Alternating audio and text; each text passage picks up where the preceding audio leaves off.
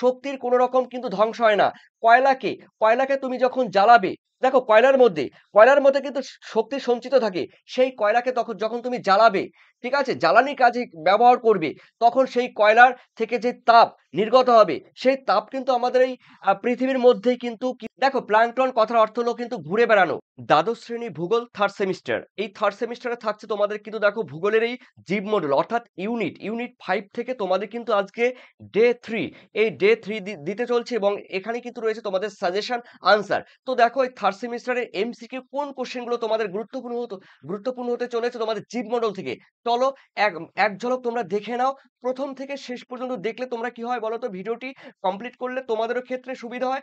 আর ভিডিওটি অনেকটা মানুষের, অনেকটা স্টুডেন্টদের কাছে এই ভিডিওটি পৌঁছে যাবে। তার কারণ দেখো, এই 3rd সেমিস্টারের জন্য নিউ সিলেবাসের জন্য তোমাদের সামনে নিয়ে এসেছি দেখো এক রাশ কোয়েশ্চেন, যেগুলো জীবমণ্ডল থেকে রয়েছে এবং 3rd সেমিস্টার রয়েছে নিউ সিলেবাস। তো চলো দেখো, এর আগে কিন্তু আরো ভিডিওগুলো দেখেছি, তোমরা কিন্তু দেখে আসতে পারো। তো বাস্তুতন্ত্রের ধারণা, বাস্তুতন্ত্রের প্রকৃতি, আর রয়েছে বাস্তুতন্ত্রে দেখো প্রকারভেদ, পুষ্টি স্তরের ধারণা, খাদ্য শৃঙ্খল বা ফুড চেইন, আর রয়েছে খাদ্য জাল বা খাদ্য ওয়েব বা খাদ্য জালক। এখান থেকে এটি কিন্তু আজকে রয়েছে তোমাদের ডে 3। চলো আমি দেখে নিচ্ছি তোমাদের জীবমণ্ডল। তো দেখো এর আগে কিন্তু আমি বলে দিয়েছিলাম প্রথম ভিডিওতে জীবমণ্ডল কাকে বলে, জীবমণ্ডলের বিস্তার কোথা থেকে কোন পর্যন্ত, সেগুলো কিন্তু তোমরা প্লেলিস্ট কিংবা ডেসক্রিপশন লিংক থেকে দেখে আসতে পারো। চলো দেখে নিচ্ছি। প্রথম কোয়েশ্চেন রয়েছে, সমুদ্র তলদেশে ড্যাশ গভীরতায় জীবের সর্বাধিক কেন্দ্রীভবন ঘটেছে। দেখো সমুদ্রের তলদেশে আমরা জানি সূর্যের আলো যতদূর পর্যন্ত পৌঁছাতে পারে ততদূর পর্যন্ত কিন্তু দেখো সমুদ্রের মধ্যে জীবের অস্তিত্ব কিন্তু সব থেকে বেশি দেখা যায়, হোক না সে উদ্ভিদ হোক না সে প্রাণী। তো দেখো মাত্র 200 মিটার গভীরতা পর্যন্ত, অর্থাৎ এই যে সমুদ্রের যে লেভেল আছে, সমুদ্র লেভেলের 200 মিটার গভীরতা পর্যন্ত কিন্তু জীবের অস্তিত্ব, মানে সে উদ্ভিদ হোক, প্রাণী হোক, কীটপতঙ্গ, ভাইরাস হোক, সব থেকে বেশি দেখা যায় কিন্তু 200 মিটার গভীরতায়। অর্থাৎ 200 মিটার গভীরতা পর্যন্ত সূর্যের আলো সর্বাধিক পৌঁছাতে পারে। আর এখানেই সর্বাধিক জীব বৈচিত্র্য পরিলক্ষিত হয়, তার মানে জীব দেখা যায়। এরপরে রয়েছে দেখো তোমাদের সেকেন্ড কোয়েশ্চেন, ইকোসিস্টেম শব্দটি প্রথম কে ব্যবহার করে। দেখো ইকোসিস্টেম শব্দটি ব্যবহার করে প্রথম, মানে বাস্তুতন্ত্র। এই বাস্তুতন্ত্র কথাটি প্রথম ব্যবহার করে কিন্তু আম, দেখো এজি ট্যান্সলে, ঠিক আছে? এজি ট্যান্সলে অর্থাৎ 1935 সালে কিন্তু ইকোসিস্টেম শব্দটি প্রয়োগ বা ব্যবহার করে। আমাদের ইউটিউব চ্যানেলে সমস্ত ক্লাসের ভিডিও, লাইভ ক্লাস ও আলোচনা সুবিধা রয়েছে। আজই সংগ্রহ করুন। দ্বাদশ শ্রেণীর 3rd সেমিস্টার ভূগোল এর সম্পূর্ণ পিডিএফ ও ই-বুক। চলো দেখে নেওয়া যাক। তিনে বলা হয়েছে সম্পর্কের ভিত্তিতে পুষ্টি স্তর, খাদ্য শৃঙ্খল, খাদ্য জাল ইত্যাদি গঠিত হয়। দেখো ইত্যাদি গঠিত হয় ড্যাশ, মানে ইত্যাদি গঠিত হয় ড্যাশ, তার মানে খাদ্য খাদক, বোঝা গেল? অর্থাৎ বলা হয়েছে সম্পর্কের ভিত্তিতে দেখো পুষ্টি স্তর রয়েছে, খাদ্য শৃঙ্খল, খাদ্য জাল, এগুলো গঠিত সম্পূর্ণ খাদ্য খাদকের উপর ডিপেন্ড করে, ঠিক আছে? খাদ্য খাদক। ওকে, এরপরে চলো রয়েছে তোমাদের আম 4-এ বলা হয়েছে ঐকস। এই ঐকস শব্দের অর্থ কি দেখো, ঐকস শব্দের অর্থ হলো কিন্তু বাসস্থান। অর্থাৎ তোমাদের B is the correct answer. তোমরা জানো তোমাদের ইকোলজি, দেখো ইকো কথার মানে হলো বাস্তু বা বাসস্থান, আর লজি কথার অর্থ হলো বিজ্ঞান বা জ্ঞান। তার মানে ইকোলজি কথার মানে হলো বাস্তুবিদ্যা বা বাস্তু জ্ঞান বা বাস্তু বিজ্ঞান। আর এখানে বলেছি ঐকস শব্দের অর্থ হলো কিন্তু বাসস্থান, অর্থাৎ তোমাদের B is the correct answer. এরপরে চলো দেখে নিচ্ছি 5। কোনো একটি প্রজাতির সম্বন্ধে বাস্তুবিদ্যার দেখো ড্যাশ শাখায় অধ্যয়ন করা হয়। কোন শাখায় অধ্যয়ন করা হয়? দেখো অধ্যয়ন করে, এখানে কিন্তু বলেছে একটি প্রজাতি, যখন একটি প্রজাতি হবে তখন কিন্তু অটো ইকোলজি, অর্থাৎ তোমাদের C is the correct answer, autecology, বোঝা গেল? আর সিন ইকোলজি, এই সিন ইকোলজি বললে কিন্তু বিভিন্ন প্রজাতির সম্পর্ক নিয়ে আলোচনা করা হয়। আর একটি প্রজাতি, দেখো একটি প্রজাতি কথার মানে হলো ধরো পুকুরে রুই মাছ বা নদীর রুই মাছ। এই রুই মাছ মানে একটি প্রজাতি নিয়ে কিন্তু আলোচনা করা হবে। সেখানে ওই শিং মাছ, কই মাছ, পুঁটি মাছ, তারপরে বিভিন্ন যেই মাছগুলো রয়েছে সেই মাছ নিয়ে কিন্তু আলোচনা করা হবে না। এখানে মাত্র একটি প্রজাতি নিয়ে, হয় যদি রুই মাছ তো রুই মাছ, ইলিশ মাছ তো ইলিশ মাছ। তারপরে পিলিজিক মৎস্য মানে পিলিজিক মৎস্য। ওকে, তুমি যদি মনে করো কই মাছ, পুকুরের কই মাছ নিয়ে শুধু কিন্তু আলোচনা করা হবে, অন্য কোনো মাছ নিয়ে আলোচনা করা হবে না। এটা কিন্তু হবে তোমাদের কি বলতো, একটি প্রজাতি নিয়ে যখন আলোচনা করা হবে তখন হবে অটো ইকোলজি। আর সিন ইকোলজি কিন্তু বিভিন্ন প্রজাতির একসঙ্গে কিন্তু আলোচনা করা হবে সিন ইকোলজি সম্পর্কে। এরপরে চলো রয়েছে তোমাদের দেখো, রয়েছে তোমাদের ছয়ে ছয়ে বলা হয়েছে বায়োম। বায়োম বাস্তুবিদ্যার ড্যাশ শাখার একটি উপবিভাগ। দেখো বায়োম বাস্তুবিদ্যার বা ইকোলজির, একটু আগে বললাম ইকোলজি, সেই ইকোলজির কোন শাখায়, অর্থাৎ বায়োম বায়োম বাস্তুবিদ্যার কোন শাখায়, শাখার উপবিভাগ। দেখো সিন ইকোলজি। সিন ইকোলজি মানে আমি বলেছি বিভিন্ন প্রজাতি নিয়ে যখন আলোচনা করা হবে, ঠিক আছে, একটি প্রজাতির মধ্যে সীমাবদ্ধ থাকবে না, বিভিন্ন প্রজাতি। ধরো এখানে আমি একটু বলে দিচ্ছি, সিন ইকোলজি কথার মানে হলো, একদম উদাহরণ সহ বলছি, কই মাছ, মাগুর মাছ, ঠিক আছে, এগুলো মানে রুই, কাতলা, মৃগেল এগুলো নিয়ে আলোচনা করবে, মানে বিভিন্ন প্রজাতির মাছ নিয়ে। চলো দেখে নেওয়া যাক। আর সাথে বাস্তুতন্ত্রের শক্তি প্রবাহ সর্বদা আমরা জানি একমুখী। একমুখী কেন, দেখো সৌরশক্তির সাহায্যে উদ্ভিদ কি করে, ক্লোরোফিলের সাহায্যে নিজের খাদ্য নিজে তৈরি করে। সেই উৎপাদক বা উদ্ভিদকে খাবে কে, ঘাসফড়িং, ঘাসফড়িংকে খাবে কে, ব্যাঙ, ব্যাঙকে কে খাবে, সাপ, সাপকে কে খাবে, বাজ পাখি। এইভাবে খাদ্য শৃঙ্খল কিন্তু একটি দিকে, ঠিক আছে। বাস্তুতন্ত্রের শক্তি প্রবাহ কিন্তু একদিকে কি হবে, শক্তির স্থানান্তর ঘটবে, পুনরায় কিন্তু সৌরশক্তির দেহে বা উদ্ভিদের দেহে কিন্তু ফিরে আসবে না। সেটা হলো কি বলতো, শক্তি প্রবাহ একমুখী, এনার্জি ফ্লো, তাই এনার্জি ফ্লো একমুখী। এরপরে রয়েছে দেখো তোমাদের বাস্তুতন্ত্রের শক্তির মূল উৎস কি, সৌরশক্তি বা সূর্য। এরপরে রয়েছে তোমাদের নয়ে নয়ে বলা হয়েছে বাস্তুতন্ত্রের সৌরশক্তির অর্জন নিরবিচ্ছিন্ন প্রক্রিয়াটিকে ব্যবহার ও স্থানান্তরের ধারাবাহিক প্রক্রিয়াকে কি বলা হয়, দেখো বলা হয় শক্তি প্রবাহ, অর্থাৎ সরি, এক্সট্রিমলি সরি, শক্তি প্রবাহ। D is the correct answer. তার মানে বললাম বাস্তুতন্ত্রের শক্তি প্রবাহ অর্জনে নিরবিচ্ছিন্নভাবে এটা কি হয়, নিরবিচ্ছিন্ন মানে স্থানান্তর হয়, দেখো ধারাবাহিকভাবে স্থানান্তর হয়। কি বললাম, সৌরশক্তি। উদ্ভিদ কি করবে, অর্ধে ক্লোরোফিল থাকে, পাতায় ক্লোরোফিল থাকে, সেই ক্লোরোফিলের সাহায্যে খাদ্য তৈরি করে এবং সেই উদ্ভিদ নিজের দেহে শক্তি সঞ্চয় করে। তাকে কে খাবে, ঘাসফড়িং, ঘাসফড়িংকে কে খাবে, ব্যাঙ, ব্যাঙকে কে খাবে, সাপ। এরকম আছে, যেমন উদ্ভিদকে খাবে আহ ধরো গরু বা ছাগল বা হরিণ, প্রথম শ্রেণীর খাদক। দ্বিতীয় শ্রেণীর খাদক বলতে এখানে বলতে পারো তোমরা বাঘ, সিংহ, এগুলো দ্বিতীয় শ্রেণীর খাদক। এরকম করে কিন্তু তোমাদের শক্তি প্রবাহ কি হবে, নিরবিচ্ছিন্নভাবে ধারাবাহিকভাবে প্রবাহিত হবে। অর্থাৎ এখানে কিন্তু তোমাদের শক্তি প্রবাহ, energy flow is the correct answer.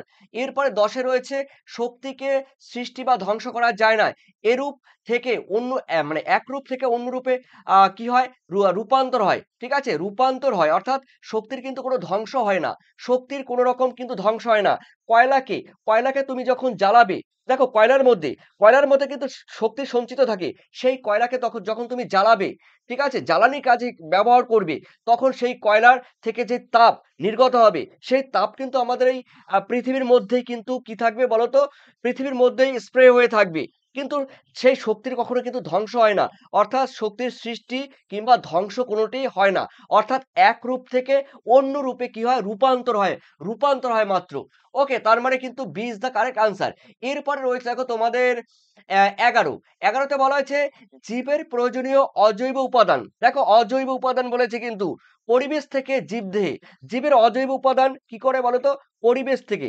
তো অজৈব উপাদান তোমরা জানো, জল, মাটি, বায়ু, oxygen, carbon die oxide, nitrogen বা মাটি, বিভিন্ন যেগুলো রয়েছে আর কি অজৈব উপাদান, সেই অজৈব উপাদানকে আবার বিভিন্ন ভাগে ভাগ করে, সেই ব্যাপারটি আলাদা। তো বিভিন্ন অজৈব উপাদান পরিবেশ থেকে যখন আমাদের জীব দেহে, মানে আমাদের দেহে বা বিভিন্ন প্রাণীদের দেহে, ঠিক আছে, আসবে, এবং জীবদেহ থেকে, আবার জীবদেহ থোক না, জীবদেহ থেকে, কি করবে বলতো, মানে আমাদের গরু, ছাগল, ভেড়া, মানুষ, পশু পাখিদের থেকে যখন আবার পরিবেশে সেই সমস্ত অজৈব উপাদান কি হবে বলতো, আম, আহ, স্থানান্তর হবে। অর্থাৎ আমি বলতে চাইছি কি বলতো, আম, জীবের যে প্রয়োজনীয় যে অজৈব উপাদান আছে সেই অজৈব উপাদান পরিবেশ থেকে জীবদেহে এবং জীবদের মৃত্যুর পর সেগুলো আবার পরিবেশে কি করে রিটার্ন চলে যায়। এটা কিন্তু চক্রাকারে চলতে থাকে।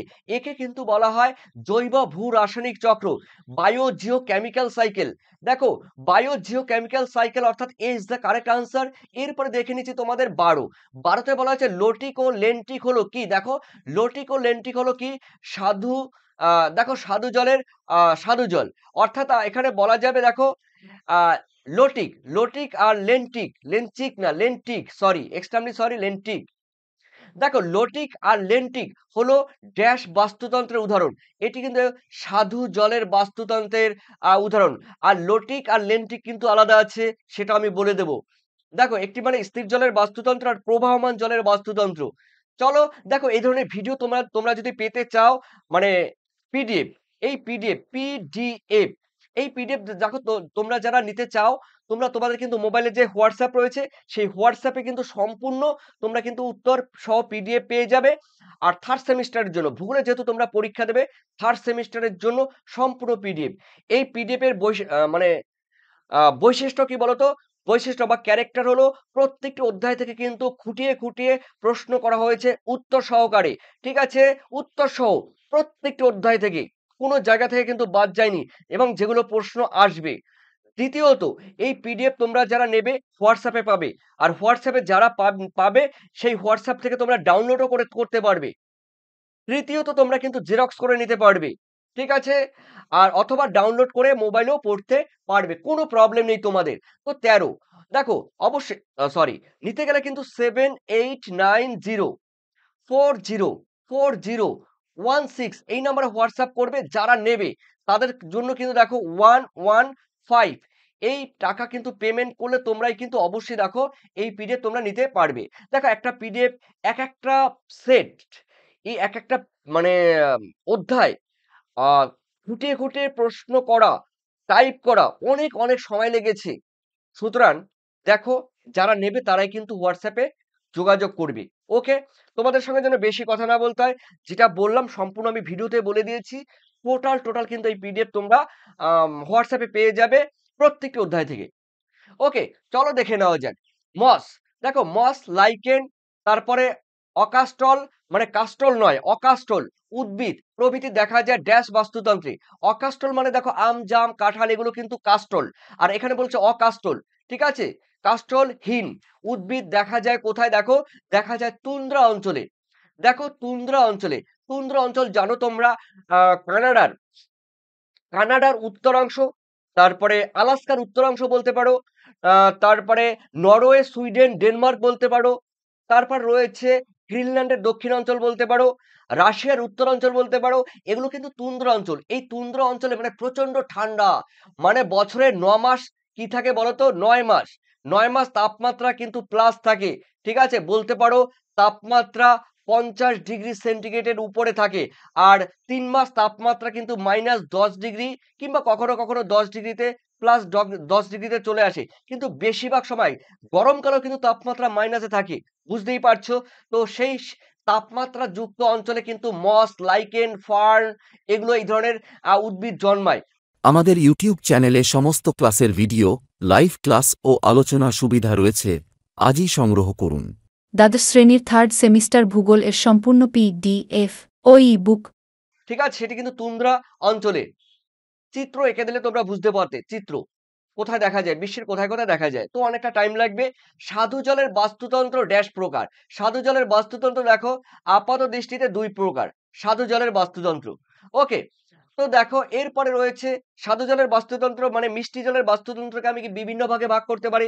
নদীর বাস্তুতন্ত্র বলতে পারি, তারপরে ঝর্ণা মানে কি বলবো, ঝর্ণা জলের বাস্তুতন্ত্র বলতে পারি, লেক বা হ্রদের জলের বাস্তুতন্ত্র বলতে পারি, পুকুরের বাস্তুতন্ত্র বলতে পারি। তো বিভিন্ন ভাগে ভাগ করা যায়, কিন্তু ওভারঅল মোট 2টি প্রধান ভাগে ভাগ করা যায় এই স্বাদু জলের বাস্তুতন্ত্রকে।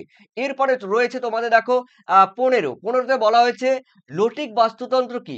দেখো, লোটিক বাস্তুতন্ত্র তোমাদের বলেছিলাম লোটিক কথার মানে হলো প্রবাহমান জলের বাস্তুতন্ত্র, নদীর জলের বাস্তুতন্ত্র, ঝর্ণার জলের বাস্তুতন্ত্র।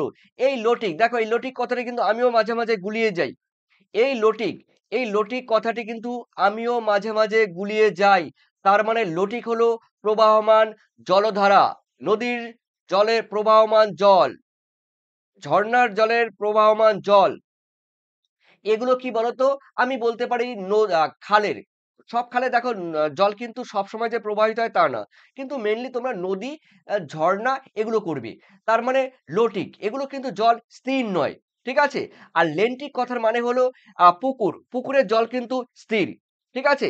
পুকুর মানে পন্ড, POND, এই পন্ড, পন্ড মানে পুকুর। এই পুকুরের জল কিন্তু স্থির। সেটি কিন্তু হবে লেন্টিক, লেন, লেন্টিক। তোমরা মনে রাখবে লেক, লেক মানে কি? লেক মানে হ্রদ। তো হ্রদের জল কি থাকে? জল থাকে, স্থির থাকে। দেখো জল কি থাকবে? স্থির থাকবে। তাই হ্রদের জল কি থাকবে? এটা লেন্টিক বলা হয়। আর লটিক, লটিক দেখো, লটিক কি বললাম? লটিক হলো প্রবাহমান জল। ওকে, চলো পরের কোশ্চেন আমরা দেখে নিচ্ছি তোমাদের ১৬ তে বলা হয়েছে সবুজ উদ্ভিদ সালোক সংশ্লেষ প্রক্রিয়ায় আলোক শক্তিকে রাসায়নিক শক্তিতে রূপান্তর করে, তাকে বলা হয় কিন্তু দেখো মোট প্রাথমিক উৎপাদন। ঠিক আছে? PPD। ঠিক আছে? প্রাইমারি প্রোডাকশন, না, প্রাইমারি প্রোডাকশন দেখো রয়েছে। আর এই পিপিটি দেখো, এই মুহূর্তে আমার নামটি মনে নেই। পিপিটি মানে মোট প্রাথমিক উৎপাদন। এই মোট প্রাথমিক একটা আছে এনপিপি, এনপিপি রয়েছে। আর একটা আছে হ্যাঁ, নিট প্রাইমারি প্রোডাকশন, এটা আমার মনে আছে। NEET primary production. আর মোট প্রাথমিক উৎপাদন রয়েছে দেখো, এই মোডটা আমি পুরো ইংলিশটি ভুলে গেছি, তবে এনপিপি আমি বলে দিলাম, নিট প্রাইমারি প্রোডাকশন। ওকে, তোমরা কিন্তু কমেন্ট সেকশন আমাকে জানিয়ে দিও। ওকে, কোনো প্রবলেম নেই, জানিয়ে দিও। এরপরে রয়েছে ১৭, শক্তি প্রবাহে একটি পুষ্টি স্তর থেকে যখন অপর পুষ্টি স্তরে শক্তির স্থানান্তর হয় তখন তাকে কি, তখন কত পার্সেন্ট হয়? দেখো ১০% শক্তি কিন্তু কি হয় বলতো? ১০%, ১০% শক্তি কিন্তু দেখো কি বলেছে? শক্তি প্রবাহে, শক্তি প্রবাহে একটি পুষ্টিস্তর থেকে যখন আম এক একটি পুষ্টিস্তর থেকে যখন পরবর্তী পুষ্টিস্তরে শক্তির স্থানান্তর হয় তখন কিন্তু মাত্র ১০% হয়। কোথায় আছে? মাত্র কিন্তু ১০% হয়। দেখো আর ৯০% যে বাকি থাকে সেই ৯০% কিন্তু বর্জ্য পদার্থ রূপে, ঘাম, তারপরে বজ্র পদার্থ রূপে কিন্তু নষ্ট হয়ে যায়। আর ১০% কিন্তু কাজে ব্যবহার করা হয়, অর্থাৎ কাজে লাগে। তার মানে কি বলতো? বলা যায়, ধরো ঘাস ফড়িং খেয়ে যখন ব্যাঙ খাবে, ব্যাঙের দেহে কিন্তু শক্তি ১০% স্থানান্তরিত হবে, অর্থাৎ দেহ গঠনের কাজে লাগবে। ঠিক আছে? আবার দেখো এক পুষ্টের যখন ব্যাঙকে খাবে সাপ, সাপের দেহ কিন্তু সেরকম পুষ্টি ছাড়া ১০% কিন্তু কাজে লাগে, ৯০% কিন্তু হারিয়ে যায়। অর্থাৎ ঘাস ফড়িংকে যে ব্যাঙ খাচ্ছে সেই ব্যাঙের দেহে মনে করো 100% শক্তি চলে আসলো। ওই ১০%ই মনে করো 100% শক্তি চলে আসলো। ওই 100% যখন মানে ব্যাঙ খাবে, যে 10% খাবে, তো সেটা 100% ধরো হয়ে গেল। সেই 10% যখন খাবে তখন সে কি করবে বলতো? শক্তির আম আ আবার ৯০% ওই দেহ গঠনে যখন লাগবে, ওই ৯০% যখন বর্জ্য পদার্থের মধ্যে নির্গত হবে, তখন আবার কি করবে বলতো? আ সাপ, সাপ সাপকে যখন বাজ পাখি খাবে, এইভাবে এক পুষ্টি স্তর থেকে যখন পরবর্তী পুষ্টি স্তরে শক্তির স্থানান্তর হয়, তখন কিন্তু মাত্র ১০% হয়। ওকে, যাকে কিন্তু 10% ল বলা হয়। 10, দেখো 10% ল, অর্থাৎ ১০% সূত্র বলা হয়। দেখো ১৯৪২ সালে রেমন্ড লিন্ডেম্যান এই ১০% সূত্রটি কিন্তু প্রয়োগ করে। এরপরে রয়েছে দেখো তোমাদের রয়েছে ১৮। ১৮ তে বলা হয়েছে পূর্ববর্তী খাদ্য স্তরে শক্তি ব্যবহৃত হওয়ার পর পরবর্তী খাদ্য স্তরের জন্য যে পরিমাণ শক্তি পড়ে থাকে তাকে বলা হয় কিন্তু প্রকৃত শক্তি। একটু আগে বললাম দেখো, প্রকৃত শক্তি। ঠিক আছে? Actual energy. অর্থাৎ তোমাদের C is the correct answer. এরপরে রয়েছে তোমাদের ১৯। ১৯ এ বলা হয়েছে সমুদ্র তট থেকে মহীসোপানের শেষ প্রান্ত পর্যন্ত অগভীর জলাশয়কে কি বলা হয়? দেখো এখানে বলা হয় অগভীর। অগভীর এখানে কিন্তু হবে নেরিটিক অঞ্চল বা নেরিটিক সঞ্চয়। ঠিক আছে? সমুদ্রের যেই মহীসোপান অঞ্চল রয়েছে, মহীসোপান অঞ্চল আমি এখানে চিত্র এঁকে দিচ্ছি, তোমরা দেখে নেবে। আমাদের ইউটিউব চ্যানেলে সমস্ত ক্লাসের ভিডিও, লাইভ ক্লাস ও আলোচনা সুবিধা রয়েছে। আজই সংগ্রহ করুন। দ্বাদশ শ্রেণীর 3rd সেমিস্টার ভূগোল এর সম্পূর্ণ PDF ও ই-বুক দেখো আমি কিন্তু এখানে একটি চিত্র এঁকে দিলাম, এটি কিন্তু মহীসোপান, এটি কিন্তু মহীসোপান, আর এটি কিন্তু মহীঢাল। তোমরা কিন্তু পড়েছো মহীসোপান, মহীঢাল। তো সমুদ্র তট, সমুদ্র তট মানে এটা। দেখো সমুদ্র তট থেকে একদম মহীসোপানের শেষ প্রান্ত এটা। এই শেষ প্রান্তের মহীসোপানের শেষ অংশ পর্যন্ত, তার মানে এই যে সমুদ্র তট থেকে মহীসোপানের শেষ পর্যন্ত যে বিস্তৃত এই অগভীর অঞ্চলটি রয়েছে, এই অগভীর অঞ্চলটাকে বলা হয় কি নেরিটিক অঞ্চল বা নেরিটিক সঞ্চয়। B is the correct answer. এরপরে রয়েছে কুড়িতে, দেখো বেন্থিক অঞ্চলের উপর উন্মুক্ত সমুদ্রের জলে গড়ে ওঠা বাস্তুতন্ত্র হলো ড্যাশ নামে পরিচিত, তার মানে পিলিজিক নামে পরিচিত। দেখো পিলিজিক, তোমরা কিন্তু পিলিজিক মৎস্য পেয়েছো, পিলেজিক মৎস্য কিন্তু পেয়েছো। তো এখানে কিন্তু কোশ্চেনটি হবে পিলেজিক, উত্তর কিন্তু পিলেজিক বাস্তুতন্ত্র নামে পরিচিত। 21 বলা হয়েছে প্রবাল প্রাচীরের বাস্তুতন্ত্র হলো এক প্রকার কি। দেখো প্রবাল প্রাচীরের বাস্তুতন্ত্র হলো এক প্রকার কিন্তু সমুদ্র জলের বাস্তুতন্ত্র। প্রবাল প্রাচীর সমুদ্র জলের বাস্তুতন্ত্র তোমরা জানো। আর এরপরে রয়েছে তোমাদের 22। দেখো তার আগে একটা কথা বলে দিচ্ছি, প্রবাল এই যে প্রাচীর বললাম পৃথিবীর বৃহত্তম এবং দীর্ঘতম প্রবাল প্রাচীর কিন্তু রয়েছে উত্তর পূর্ব অস্ট্রেলিয়ার গ্রেট ব্যারিয়ার রিফ। এটি কিন্তু পৃথিবীর দীর্ঘতম প্রাচীর, মানে প্রবাল প্রাচীর। এটি কিন্তু স্যাটেলাইট বা কৃত্রিম উপগ্রহ থেকে, মহাকাশ থেকে কিন্তু দেখা যায়। এরপর আমাদের রয়েছে লাক্ষাদ্বীপ রয়েছে, ঠিক আছে, লাক্ষাদ্বীপ রয়েছে, মালদ্বীপ রয়েছে, এগুলো কিন্তু প্রবাল দ্বীপ, ঠিক আছে। আর আন্দামান নিকোবর দ্বীপপুঞ্জগুলো প্রবালের যে মহীসোপান, আন্দামান নিকোবর দ্বীপপুঞ্জে কিন্তু প্রবাল মহীসোপান কিন্তু গড়ে উঠেছে। এটাও কিন্তু তোমাদের মাথায় রাখতে হবে, অনেকেই জানে না, তাও তোমাদের বলছি। আন্দামান নিকোবর দ্বীপপুঞ্জ কিন্তু যে মহীসোপান, সেই মহীসোপান কিন্তু প্রবাল প্রাচীরের উপর বেস করে তৈরি হয়েছে, বা ওই মহীসোপানের উপর ডিপেন্ড করে প্রবাল সৃষ্টি হয়েছে। জলে ভাসমান ক্ষুদ্র ক্ষুদ্র আণুবীক্ষণিক জীবদের কি বলা হয়? বলা হয় প্লাঙ্কটন।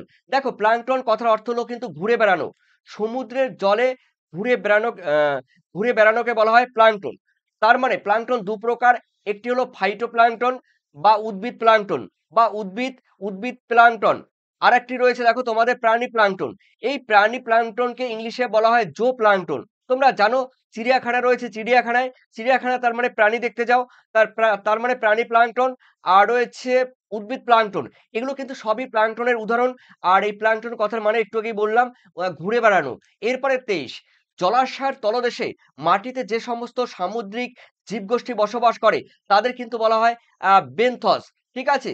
বেন্থস, বেন্থস মানে তলদেশে যে সমস্ত প্রাণী রয়েছে বলতে পারো, রয়েছে শামুক, ঝিনুক, ঠিক আছে।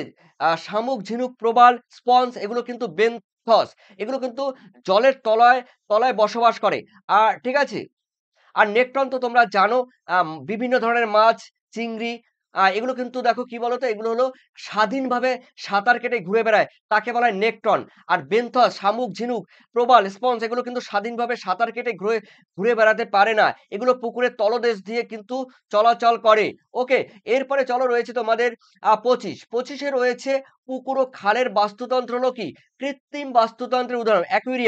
অ্যাকুয়ারিয়াম রয়েছে কৃত্রিম বাস্তুতন্ত্র, পুকুরের বাস্তুতন্ত্র কৃত্রিম বাস্তুতন্ত্র, কৃষকের কৃষি জমি কৃত্রিম বাস্তুতন্ত্রের উদাহরণ। তো দেখো 25টি কোশ্চেন আমি এই সেটে দিয়েছি, আর যারা পিডিএফ নেবে তারাই কিন্তু পুরো সেটগুলো একবারে তোমরা পেয়ে যাচ্ছ।